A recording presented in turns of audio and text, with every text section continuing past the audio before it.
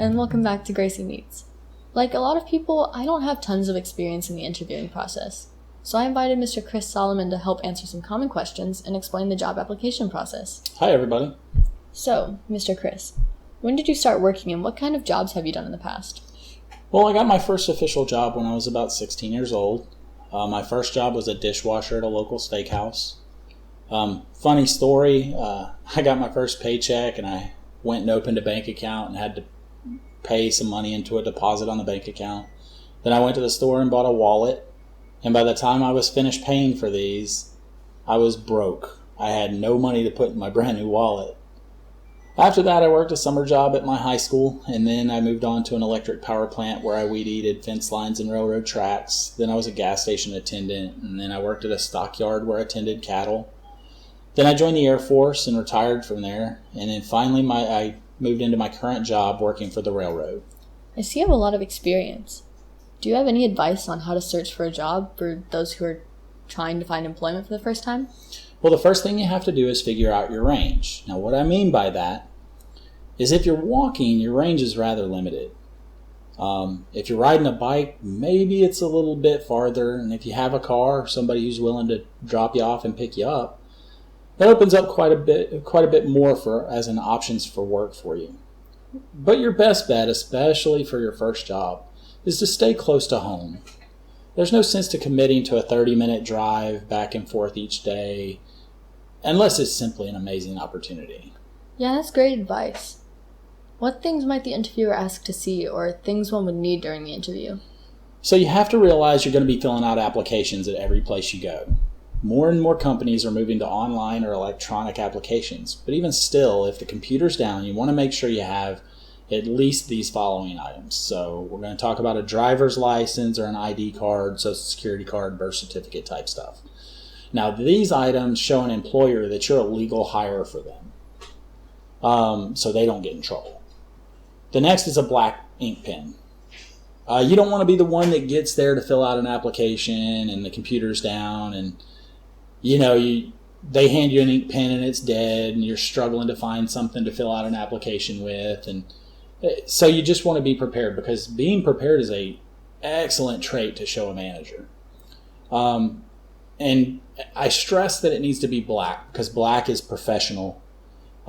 Yes, you can fill out an application with a green gel pen, but it's going to get noticed for all the wrong reasons, unfortunately. Next, you need to make sure you take a list of references. Now, these are 2 to 3 people that can vouch for you. The manager can call these people, and they're going to tell the manager what kind of person you are. But please, please, please, talk to these people before you put them on the list and use them as a reference, because there's nothing more awkward than receiving a call to be a reference and you know nothing about it. And last, you want to take a notepad or a piece of paper or just anything to write on. You're going to be filling out some documents, so you want to make sure that you write down what you're filling out, because some of these, especially if they hire you on the spot, are IRS documents that are financially obligating for you and your family. So you want to make sure that you have these forms written down so you can know your rights and know the laws. But that's about the absolute must-haves if applying in person. Could the pen be blue? Would you prefer black? Yeah, it could be blue, but your safest bet is to be black. Okay. Are there any other tips you'd give a teenager who is preparing for a job interview? Gracie, there's a ton of tips, and you can search Google and you're going to find a ton of web pages, a million web pages on tips about applying for jobs. But the best ones that I can offer you, probably the first is to dress well. You represent yourself as soon as you walk in the door, even if you're just filling out an application. The old saying is dress for the job that you want, not the job you got. Right now, you guys don't have jobs, but you want to get one, right? So you dress a little bit more professional. So the next tip that I can give you is to practice. I know it sounds weird, practicing filling out a paper, but you're going to be filling out the same information at every place you go. You don't want to be stuck on a question and not be able to turn in a completed application. Plus, confidence is super attractive to managers. The next thing is, if you're hesitant about talking to adults, simply talk to adults. Ask your parent or guardian to maybe introduce you to some adults who they trust that you can converse with.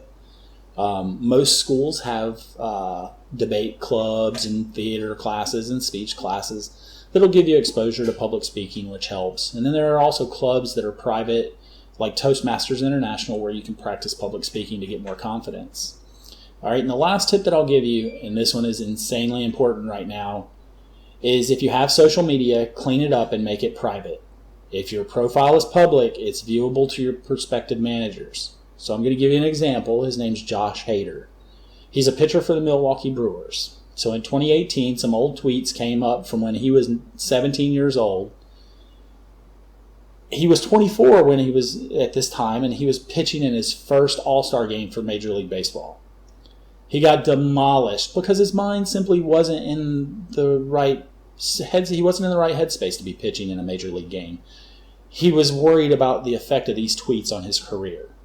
So what may seem acceptable to you and your friends may be totally inappropriate to others. So just clean it up, clean up your social media, and understand that your reputation precedes you. That's a great example. And those are great tips. I definitely feel like I know more about the interview process, and I think you've given some great insight for the listeners. Thanks for being on the show today. Hey, thanks for having me. Let me know if you ever need some more guidance or information, and let's do it again real soon. Definitely. Look, guys, we all know that going to apply for a job or interviewing for a job can make any teen feel awkward. I mean, it's something none of us have really done before. I think we all need to remember, especially in an instance like this, we're going to feel abnormal, but then again, show me a normal teenager. Thanks for listening.